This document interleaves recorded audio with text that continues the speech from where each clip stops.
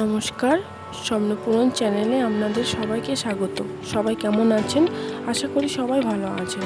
আজ বানাচ্ছি ধনিয়া পোলাও, তাই আপনাদেরকে সঙ্গে নিলাম। চলুন তাহলে শুরু করা যাক। প্রথমে ধনেপাতাটাকে দুটো ভাগে ভাগ করে নিয়েছি। ডান্ডির দিকটা ছোট ছোট করে কুচি কুচি করে কেটে নেব। তারপর একটা কড়াইতে পরিমাণ মতন জল, চাল আর কুচনো ধনেপাতা আর স্বাদ মতন নুন দিয়ে সেদ্ধ করে নেব। ভাত হয়ে গেলে জলটা ঝরিয়ে নেব। তারপর এক টুকরো আদা, দুটো কাঁচা লঙ্কা আর ধনেপাতা দিয়ে মশলাটা পেস্ট করে নেব। এই মশলাটার সঙ্গে আপনারা পুদিনা পাতাও অ্যাড করতে পারেন। আবার একটা কড়াই নিয়ে তাতে সামান্য সাদা তেল, 1 চামচ ঘি আর গোটা গরম মশলা ফোড়ন দিয়ে দেবো। তাতেই কয়েক কটা কাজু বাদাম দিয়ে ভেজে নেব। বেটে রাখা মশলা ওর মধ্যে দিয়ে ভালো করে কষিয়ে নেব। মশলা কষানো হয়ে গেলে সেদ্ধ করে রাখা ভাত দিয়ে ভালো করে নাড়াচাড়া করে নেব।